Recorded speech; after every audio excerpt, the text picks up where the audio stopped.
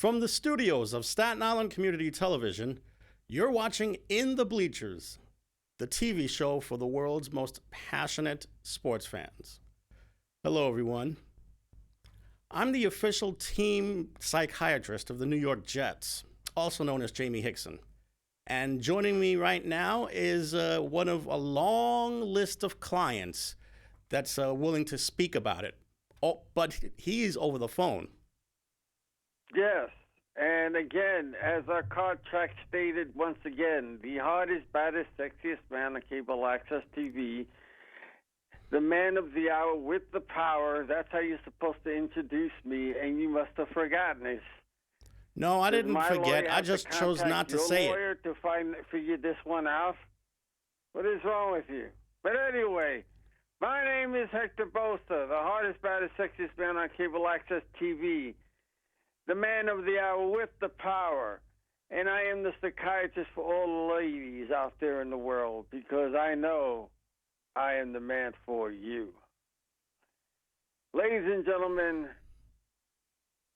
there is huge, huge gaps in everything that we do in this world. And so far in sports, we really have to bow our heads and climb the top of the mountain at the same time. For our New York Mets, what's going on with the Mets and their playoff situation? What playoff situation? They've been eliminated from the playoff picture. Ah, now that that's happened, so the discussion still stands. Who stays? Who goes, and how do they improve the team? And how do you think in what spots do they need to be improved? Well, as far as who stays and who goes, that's up to Steve Cohen to try and figure out. Well, do they keep Syndergaard? I think they give him at least a 2-year deal. 2-year deal, one with an option. Yeah. Okay. So that being said, manager stays or goes? Oh, he stays. I mean, even though he's made a rash of questionable decisions, I think the players like him enough to see that they want him back next year. Oh, that's gonna be a toss-up because I think he's gonna go. I think he's gonna go if Didn't the GM for the Mets get arrested, or one of the guys from the Mets get arrested, the higher up? Yeah, you're talking about the assistant general manager. Right. He just got arrested about a month or two ago. Yeah. And they replaced him with Minaya. Mm-hmm. They replaced him with Omar Minaya. Well, he's been with the organization twice already. Naturally, they would want to give him the job on an interim basis, that is. But this is a guy that they couldn't trust. He had the right idea, but then they were saying that the team. Oh, don't forget that this month is supposed to be Hispanic month. Yes, this month is Hispanic Heritage Month. Yay! Mm-hmm. And as usual, you hear nothing about it, and nobody's celebrating it. I wonder why. Anyway. I wonder the same thing, man. Yeah, everybody else gets, rah-rah, sis, boom, bah. Mm-hmm. But, as usual, so we go from the Mets, and again, you hire Omar Minaya. His track record wasn't that good. When he was with the other teams, he was really good. Comes to the Mets, I don't know if it was because of the owners that he had his hands tied. They were complaining that he was making the team too Hispanic or too Spanish. That was from Chris Benson's centerfold wife, who brought up the issue of race a little bit, saying that that Minaya was trying to Latinize the team. Yeah, Latinize, and it's a shame that we still have to use racism in everything that we do, and some get more than others when it comes to race. But even though we're all equal, we still bleed the same bleed, and we do everything right. But at some point, what do you think about Omar Minaya? Was his hand tied when he was the GM? Oh no! I mean, he got a free pass to sign and trade for anybody that he wanted. I mean, don't forget, this was the guy that signed Pedro Martinez, and that really galvanized the Mets for about a year. And they signed Cespedes. They also, that wasn't until 10 years later. But let me ask you, did he hook up with any team? You want a Cespedes? Yeah. No, still a free agent. Mm. It surprises me that no one even asked about him. I mean, he was in really good shape, and he seemed to have been healed from all of his injuries. Why not give the kid a chance? What made him think that to bring back? Why do you think they brought back Omar Minaya? Because he was familiar with the organization, and they also like his expertise on players. Remember, before he became general manager, he started his career as a scout, and he was a very good scout. Keep in mind, he was the guy that discovered Sammy Sosa and signed him for the Texas Rangers. Yeah, but did he do more than discover Sammy Sosa? Well, let's see. I mentioned that they signed Pedro. He also made the trade for Paul LaDuca at catcher. And there was also I wonder if he was responsible for bringing Rick Reed. No, he was not responsible for bringing Rick Reed onto the team. That was somebody else that got him. And now, go. Let me ask you this: in case they decide to fire, what's his name, the manager of the Mets, Rojas. Luis Rojas? Yes. Who's out there? Or do you think they'll promote from within? They might promote from within, but the question is, who's really there? I don't seem to think that that there's any prospect of a manager in the minor leagues that could be any good for them. Well, there's always one guy to keep on throwing out around. Omar Minaya. I mean, not Omar Minaya, Buck Showalter. Now, he would be interesting. The only thing is he's a little up in age, so... That's okay. Would he even be interested? Yes, according to some folk, from what you hear the chitter-chatter, I think he would be in. I mean, you can't do any worse. Tell you what, that would be a really interesting hire. Look at the 97, the oldest bullpen coach that we had. Mm-hmm. You can't say so much about age because he actually did well for them, even though people started going about Social Security. They started doing the old age routine, which was kind of funny to some degree, if you take it as a joke. But some people don't take it as a joke. Some people took everything to heart, and they were fighting for this guy, which is true, too. There are some elderly people out there that are not hip with their times, and there are some people out there that get hip with the times, that they know how to balance things. Maybe Buck Showalter not being still a commentator on TV and watching the game from the outside looking in, maybe he's changed. Because some do. Mm-hmm. some do. So maybe that's probably out there because Joe Girardi's not there no more, and people wanted Joe Girardi. People wanted this person. It's and you don't hear about coaches anymore that are not like before. Mm-hmm. You know how you always get, oh, this guy's a very hard. I mean, unless I haven't been paying attention to baseball lately. Yeah. But you haven't heard, oh, he's an up and coming coach anymore, or this guy is going to be good, and this guy. You don't hear about that anymore. For the record, Buck Showalter's 65 years old. That's fine, as long as he's in good shape and he wants to do it. Why not? What was the oldest bullpen coach for the Mets? The bullpen coach? He was 80 in his 80s, I think. Or pitching coach, you mean? Huh? You must mean the pitching coach. Yeah, the pitching coach. You're thinking of Phil Reagan. Yeah.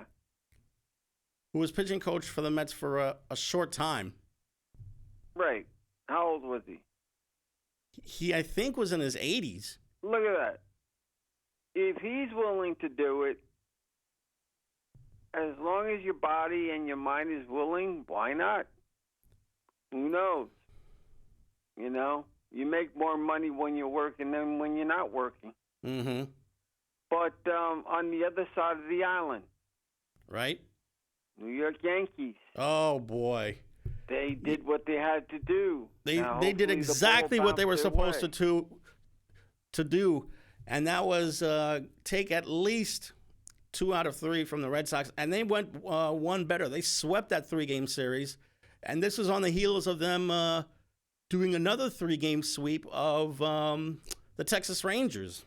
But now, as good as that series sweep feels, there's still some work to do because they have Toronto tomorrow up at the Rodgers Center.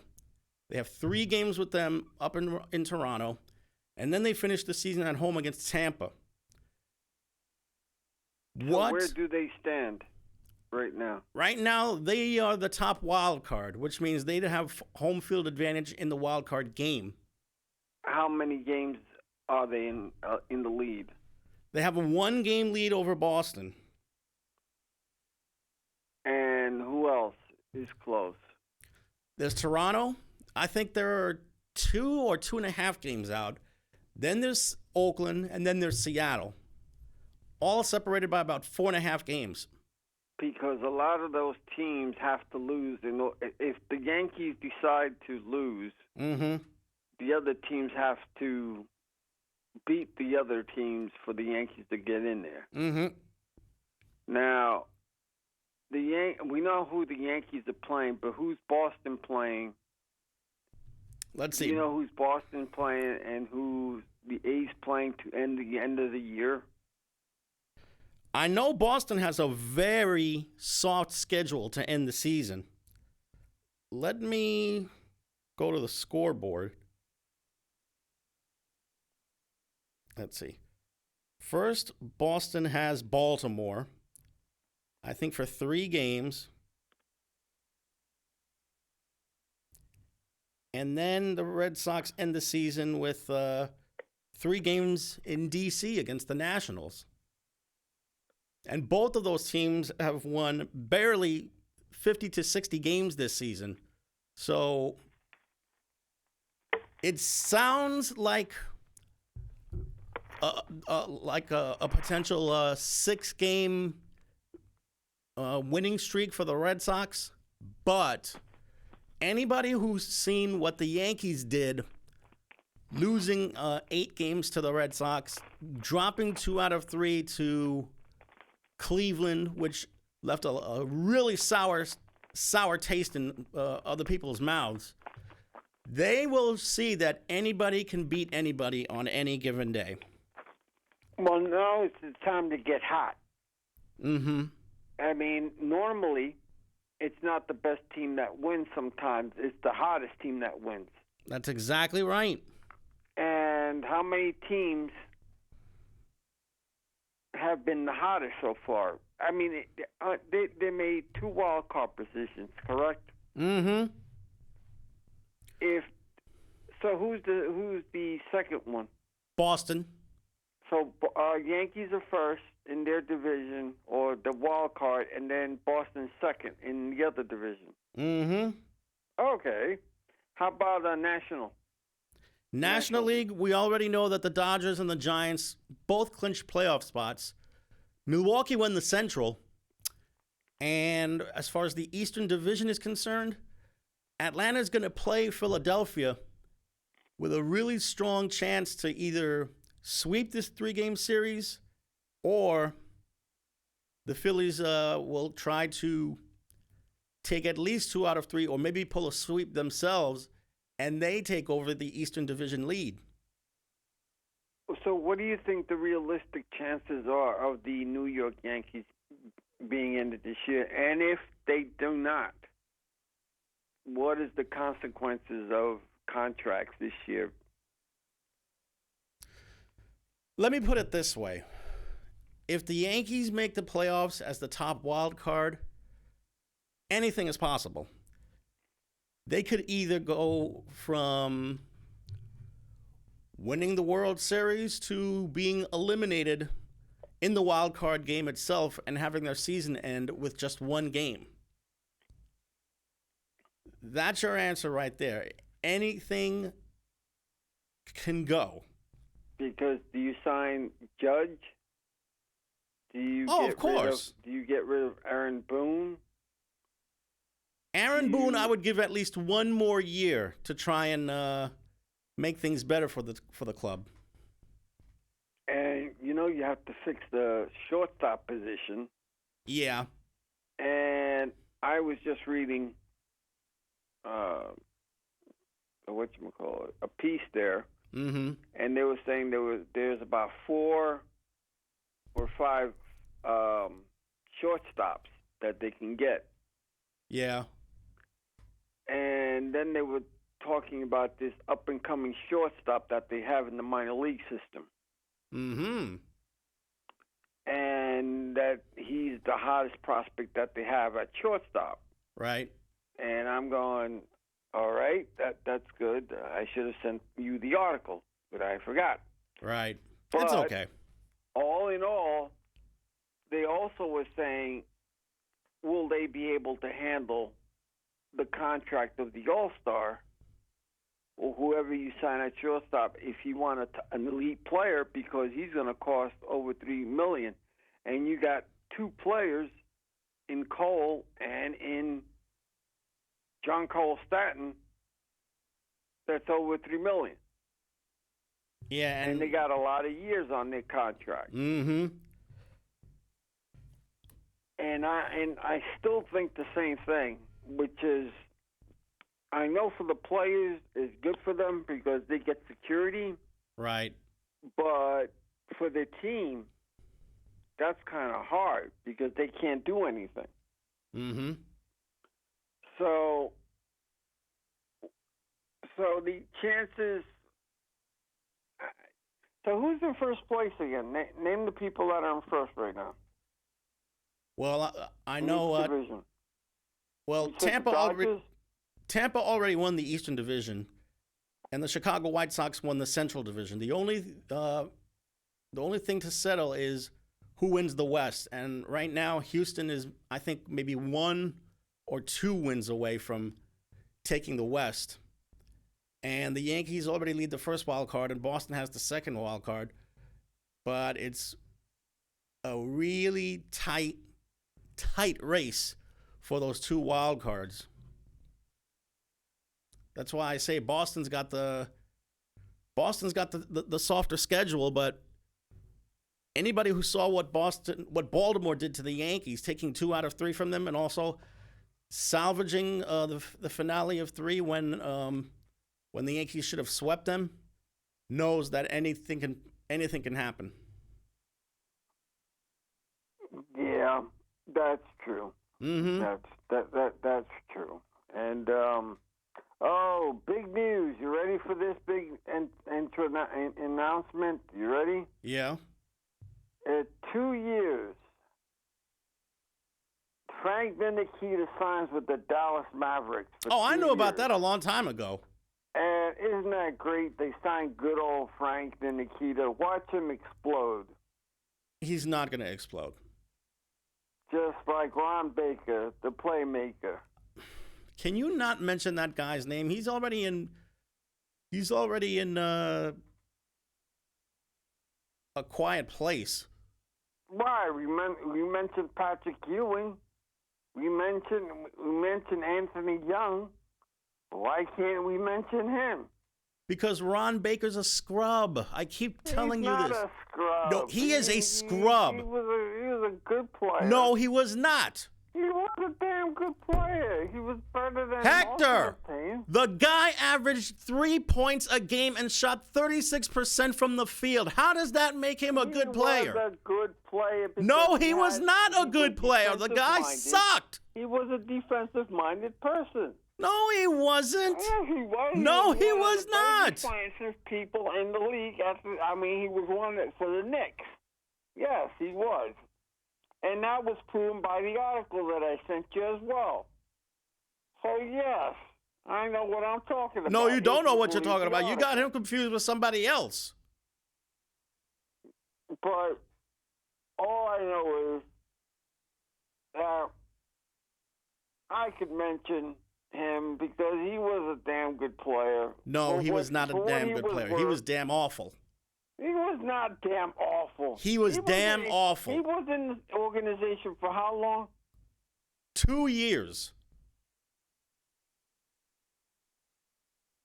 And then he played for other teams, yes. And he did nothing with those other teams, too. But he must have done something right because he still hung around. Just like what's his name that you told me he lasted for 14 years. And you said he wasn't a very good ball player either. I forgot the guy's name now. If you're talking about Kwame Brown. Yes. Oh, God. Kwame Brown was probably one of the most unreliable players that any team could ever have. There's a reason why he bounced around from one team to another, because the kid sucked. But if he was so bad, then why did team sign him if he was so bad? That's my point. Even the guy on the bench at 15th.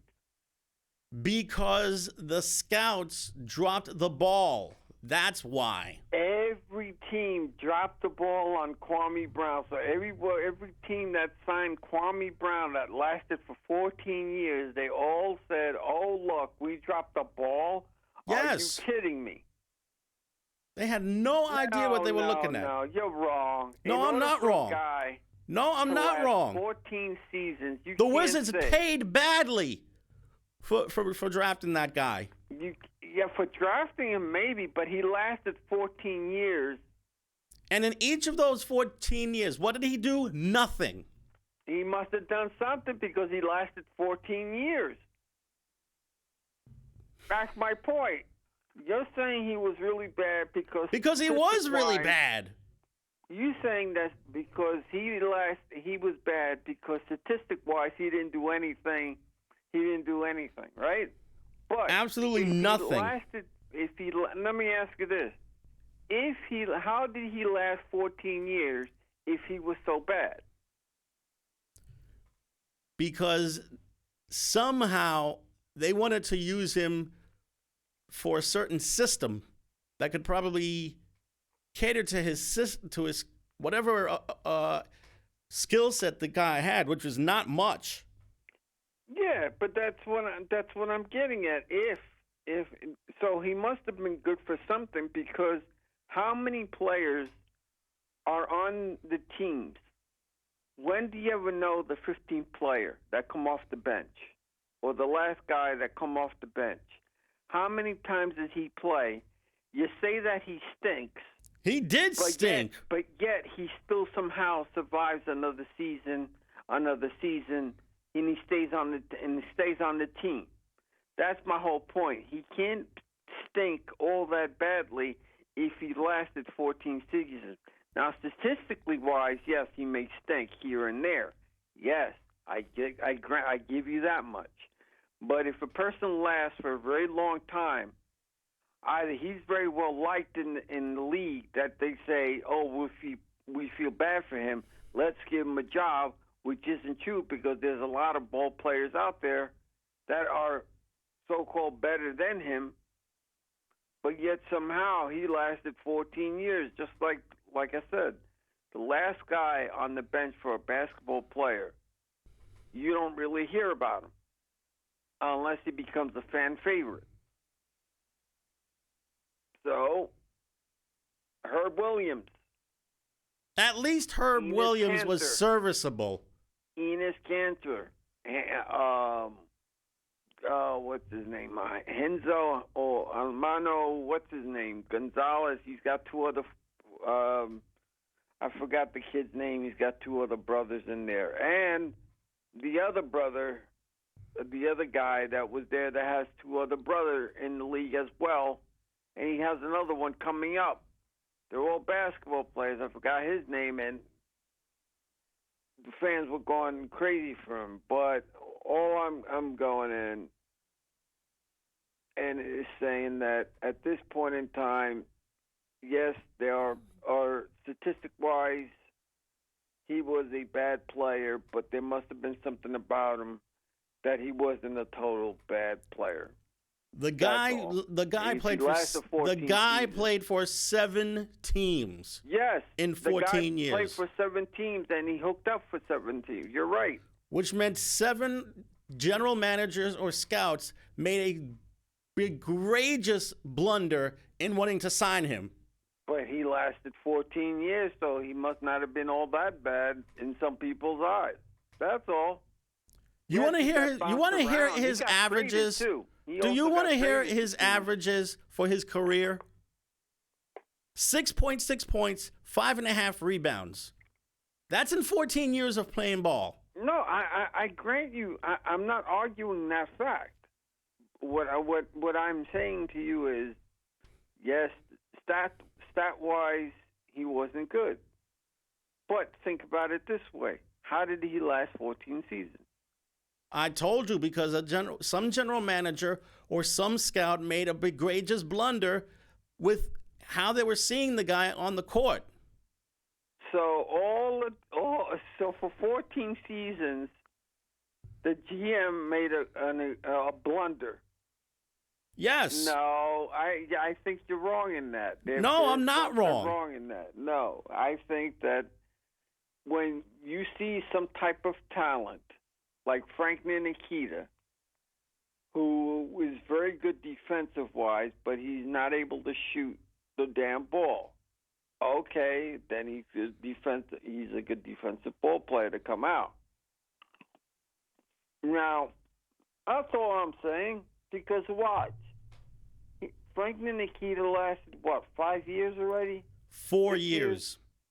4 years? 4 years with the Knicks. 4 years, and supposedly now signed 2 more years with Dallas, right? Yeah. Now, what are the chances of them trading Porzingis or Porzingis coming back? It's 50-50 at this point.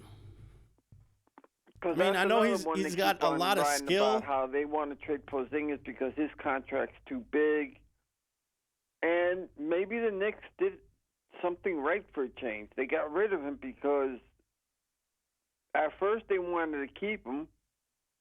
And wasn't it his brother that said, hey, listen, we're not treated right. You're not giving me the money. But yet look what happens to him. Well, am I right in that situation? Regarding what? That the reason how Porzingis got traded, he felt that he wasn't being treated right as an elite player, even though he was only in the league for 1 year, and he got hurt for those 2 years that he was with the Knicks, and they gave him a big contract, and then his brother, I think, requested a trade because his brother was his manager. Is that how it went down? That could have been the way it went down, yeah. It could possibly could have been the way that it went down. Yeah, because I remember Phil Jackson wanted to talk to him. He skipped out.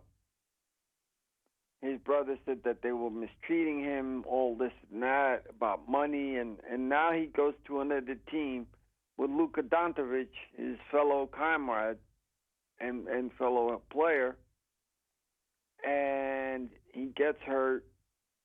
Do you think he gets traded, or do you think they keep him? Like I said, it's 50-50 at this point.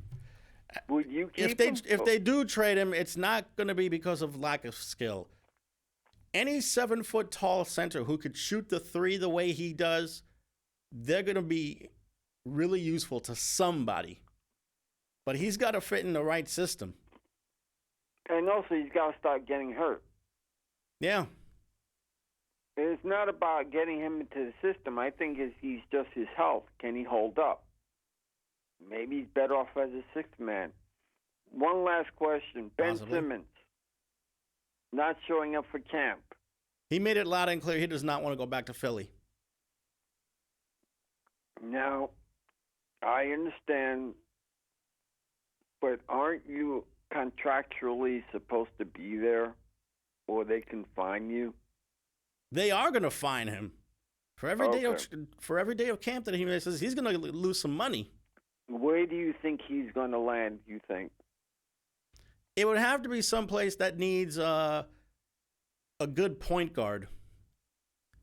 And the way Ben Simmons runs the point, and also his skill set, I think it would go really well with some team. Like Golden State. Golden State made it clear that they're not interested.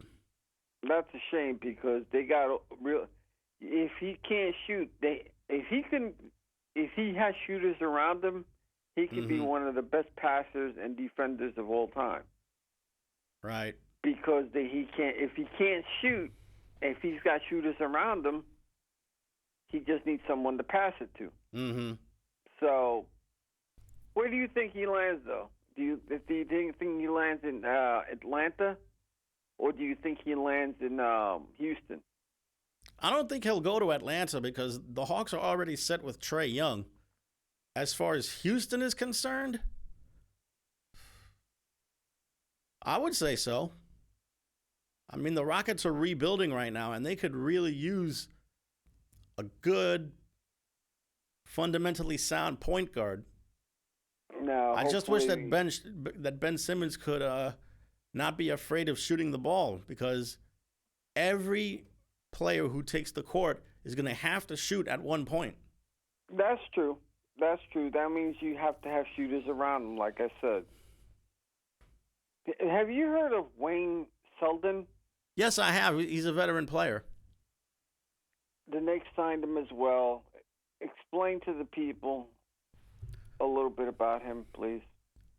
Wayne Selden is, let me find out for you right now. Because Leon Rose, he says he doesn't do that many interviews, but when he does, boy, his voice booms. Because I can tell you this much, if they go by the way they go, hopefully they'll do something. I'm just hoping that they'll get someone through a trade, or someone actually wants to play here. They'll be able to get an elite player, not just any player, an elite player, because the way the contract situation signed up. But they've signed a couple of guys in the G League as well. Mm-hmm. Here's the info on Wayne Selden. Yeah. Wayne Selden is a 6'5" shooting guard who played college ball at Kansas. And he's been bouncing around for the last 3 years since he got signed as a undrafted free agent. Let's see, he's been with Memphis, the Chicago Bulls, and New Orleans. Well, all I know is that Randall believes in Walker and Fournier addition makes them more valuable. And again, they've signed a lot of other in the G League, and they signed a lot of guards. Like I said, a lot of guards / forwards, small forwards. Yep. And Selden actually bounced around between the NBA and the NBA's G League. Yeah, so you know what?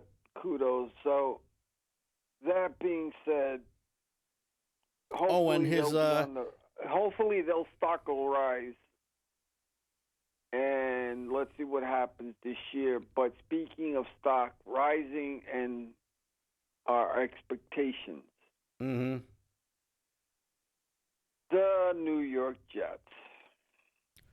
All right, now you're going from the sublime to the ridiculous. Where do I start here? What's happening? I mean, tell me your side of the story. Well, we're in 3 games already. 3 games, and the Jets still cannot get it right. Let me tell you, this is not. I can tell you right now, Zach Wilson is not the problem.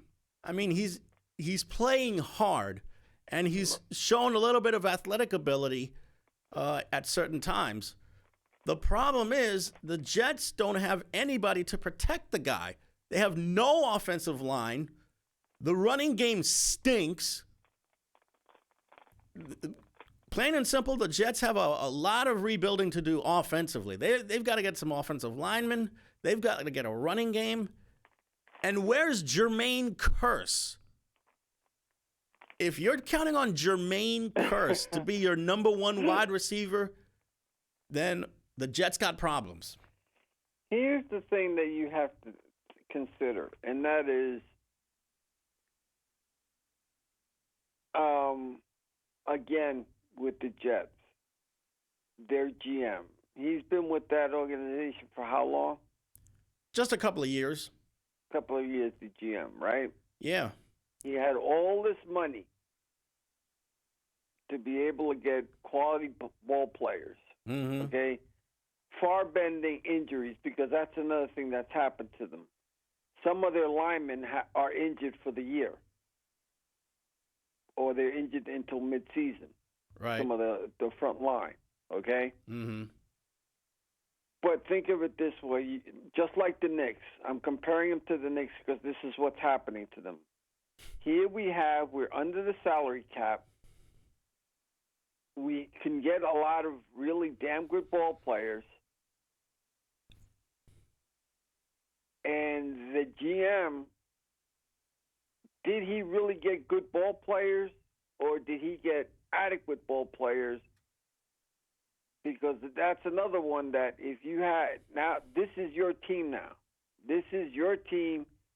You're under the salary cap. You got rid of Davian Bell, who you wanted to get so desperately because the coach at the time didn't want him. And he could have been your number 1 right there, but his price was too high. Okay, great. So you have all this batch of money.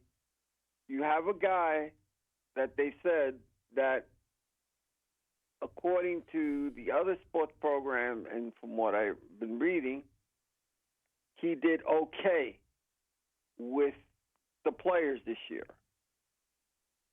Did he do okay with the players in your estimation? Are you talking about Joe Douglas, the GM, or the quarterback? Yes, the GM. If anything, I don't think he did enough. And that number 1 draft pick, who they got for the offensive line, Mekhi Becton, he is out of commission because he was hurt. Exactly. So and that other part of the other 4/5 of that offensive line, right, still can't figure out how to protect that quarterback right now. So if you're looking for a scapegoat, the number 1 guy is Joe Douglas. So he's gone. He's gone by this year or next year because he should be gone because apparently he doesn't know how to draft a good offensive lineman. And the scenario that I gave you is that here he's a man, like I said, under the salary cap. Here, this is your team to build in your vision. And okay, far bearing the injuries that some of the players that you wanted to play are gone, but you still, I don't know if some of the players out there were probably asking for too much money, according to certain GMs. But why couldn't they get an elite player? It's hard to get an elite player in the lower rounds of the draft, though. No, I'm not talking. I mean, free agency. Free agency?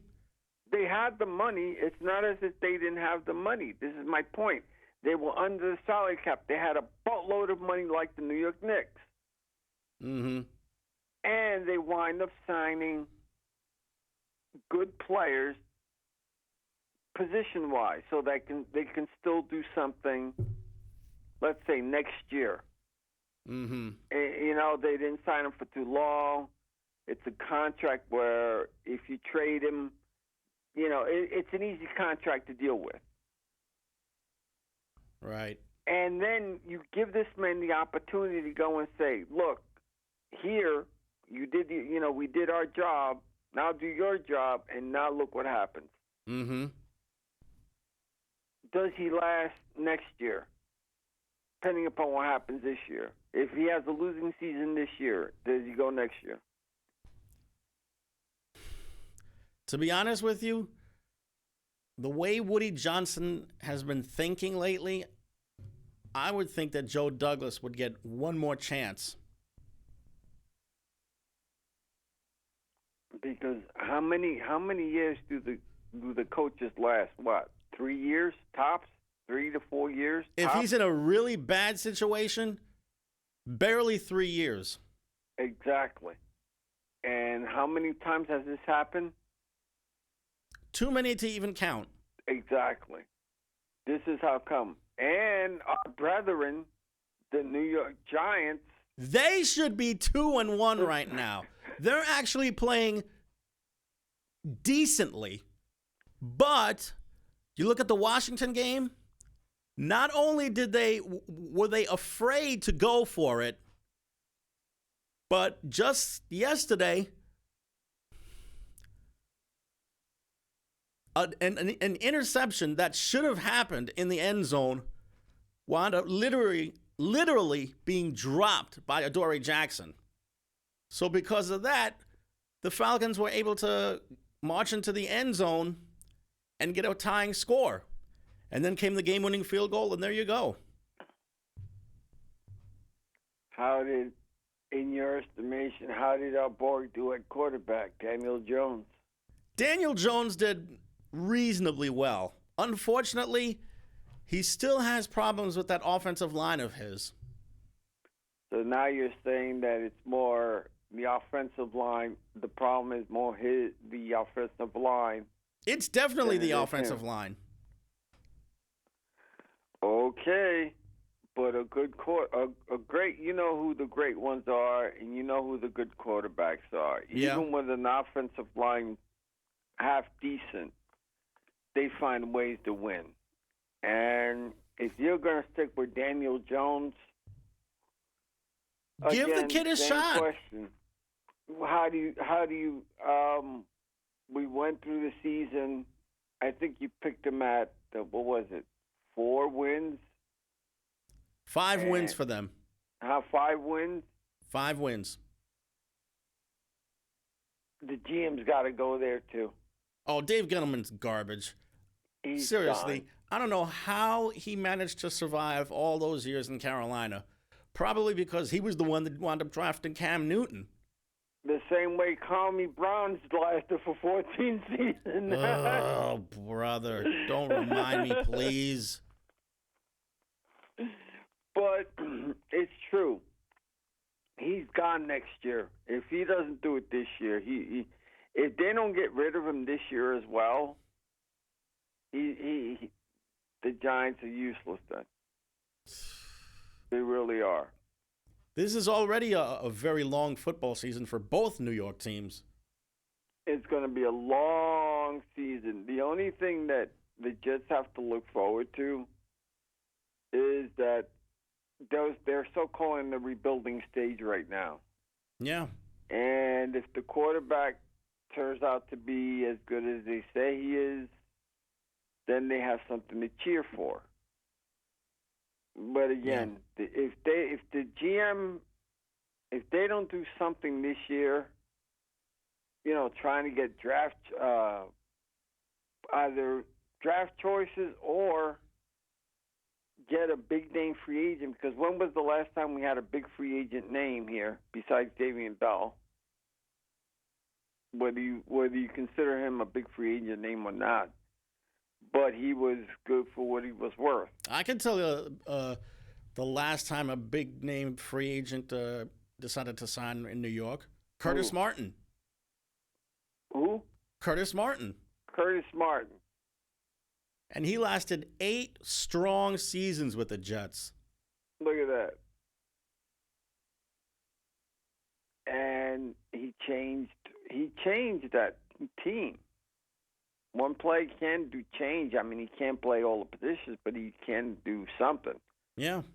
But and what about the rest of the league? Like the Dallas Cowboys and the Cowboys are playing tonight. The Cowboys are playing tonight against the Eagles in a game that's really going to determine who the better team is in the Eastern Division. And who's the victorious in this? I still like the Cowboys in this one. Man, how do you see the boys going far this year, far pending injury from the quarterback? Because they souped up this year. Yeah. If they don't stub their toe the way they historically have, then I think they would probably win the Eastern Division. And the nameless Washington Redskins. They're not the Redskins anymore. What are they? The Washington football team. Okay, that's good. The Washington football team. Which sounds like an MLS team. Yeah, that's true. But what's happening around the league in football? Well, what were the hottest games, and what was the biggest disappointing games in football this Sunday or coming up? Easily the hottest game that took place was just last night, Green Bay and San Francisco. Yeah, and San Francisco lost that game, too. Yep, lost on the last second by a field goal. Now, that's a damn shame. Who should have won that one, really? I can honestly say that either team could have come away as the winner, but if I had to pick, I think Green Bay was the better team. Green Bay was the better team. I mean, you have to understand, Aaron Rodgers, who finally got himself a nice, shiny contract, made it loud and clear that he was going to make the Packers a contender this year.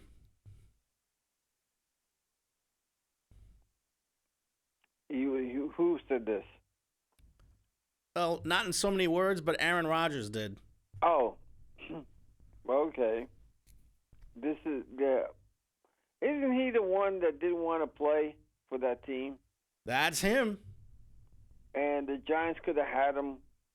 Either the Giants or the Jets could have had him. But you know who he wanted to go to? He wanted to go to the 49ers. Oh, wow. But what he didn't realize was the Niners have Jimmy Garoppolo, who's a very good quarterback in his own right. Right. But I heard that I heard that you know what they always do with New York, that he could have gone with Daniel with the Giants, and The GM said, no, we're still sticking with Daniel Jones. And I'm going, you fool, you fool. It's not that I dislike the kid, but he's got to go somewhere else to do something. He's got to prove somewhere else because you got a GM that stinks right now, and you have a player that's not doing very well in that system because they're not doing what, from what we see, they're not picking up the players that they should, whether it's because of salary cap or whether it's because nobody knows how to pick a free agent ball player anymore. Who knows? Does anybody want to play for the Jets or Giants, you know? I think they're going to have to draft their way into being a contender because I have not heard any top-tier star, an A-plus star, say that he wants to play for the Jets or the Giants. I mean, you always hear about, oh, we want to play for the Jets. It's because they're bouncing. They're just trying to get more money because they know that they'll get more money in New York area. So they try to keep them. Yeah. So I don't know what's going on. And here's another thing. We were talking about injuries. Yeah. Blake Martinez wound up getting hurt because he tore his ACL. So he's gone for the year. He's out for the season. And you don't hear about rugby players. You know, for those that follow rugby players, you don't hear about this. So, and they don't wear no pads. Those are some men that are playing this game. I mean, I remember playing football without no pad, you know, tackling without no pads as kids. But here we are. You have all these players, no matter how many much equipment that they have, and they still getting hurt. Right. I know because of the awkwardness and how they tackle and all. I get that. But, you know, you have all these other players from different sports right. that you don't hear about. Even in hockey, that's a really rough game too. Yeah. Now, some people would say that football is rougher than hockey, and some people say that hockey is rougher than football. There's a lot of physicality in both sports. I mean, it's brutal, it's barbaric. You really cannot go wrong with either sport. And the other barbaric sport that has become barbaric is basketball. Yeah. Why? Because basketball is supposed to be a non-contact sport, and somehow or another, look what happens. Yeah, we got a lot of hard fouls that are being committed. A lot of clutching and grabbing of the jerseys. You don't get the proper foul. You don't get the proper calls. And instead of getting, penalizing the guys, let's say in the past when Jordan, Bird, and Johnson used to get away with a lot. They were great players. But they also did what they did. And the time that Jordan got into a fight, that was an automatic ejection, and somehow they kept him in the game. So there's also favoritism. So I think that's ridiculous as well. And if you call the game right and stop worrying about, they'll stop with the cheating and the nonsense. They will. But also, how do you wear so much protective gear and still get hurt that badly? Sometimes there are non-contact plays which result in injuries. So, I mean, baseball. That's the only thing I can tell you. If you get hit in the head or a hard slide, I understand that. But like I said, compare it to rugby, and you have a lot of things going on. So this is what I don't understand. Just explain to me how it's happened, How it's happened in rugby and football? Yeah, because like I said, no pads or anything of that nature, even in soccer. Mm-hmm. Look how many times they do their thing, but you don't see major injuries. There's a lot of knee injuries that go on in the NFL and even in the NHL, as well as the other league that was mentioned before.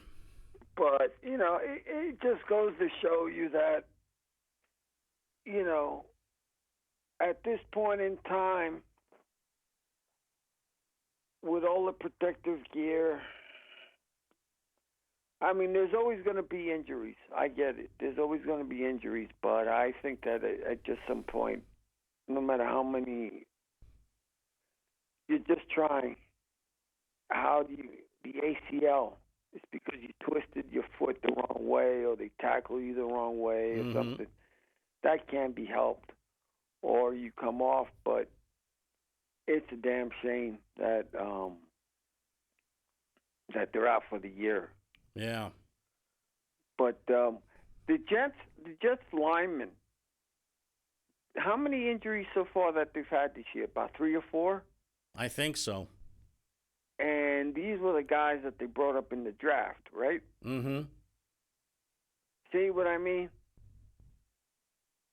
But I still think it's the GM's fault, because if you have, you're supposed to pick, if your man goes down, you're supposed to pick up someone else that is equally or just as good as the guy if he goes down. Mm-hmm. They don't do that. Neither the Jets nor the Giants. If you see, I mean, they normally bring certain people, but in your estimation, do they do that? Have you seen it? Not as much as maybe 5 or 10 years ago. Or other teams right now. I mean, like I said, Dallas is the favorite this year to win the East. Right. Who's favorite right now? Who's favorite to win the NFC? Yeah. Well, in my eyes, it's going to be Green Bay. Why Green Bay? Because they've got the better quarterback. He's got a really good crop of receivers, and he has an offensive line that can protect him. Is that far bearing injury from any type of major injuries? Or someone that they can plug in? Do they have the backup players to be able to go and say, okay, we can put this guy in? Yeah, they do. And when was the last time the Jets or the Giants had that? Well, if you look at the Giants, Eli Manning, although he had a strong offensive line to work with. On the Jets, with 1 minute left, with the Jets, there was Vinny Testaverde. Yep. And Eli Manning Day was ruined. Yeah. The fans wound up booing Mr. Mara. So remember, ladies and gentlemen, it is Hispanic month. Hispanic Heritage Month. Yes. Let's hear it. Let's say it. Let's speak it. Let's do it. Yes, sir. We'll start mentioning all Hispanic players. Mm-hmm. And Latin American players. Yep. So it's down to the countdown. Yep, only 20 seconds left. So I think I'm just going to bid you adieu right now. For Kenny Graham on the other side of the glass, and for everyone else watching, I'm Jamie. I'm Hector. We hope to see you next week, which would be the start of October. Good night, everyone. Night-night.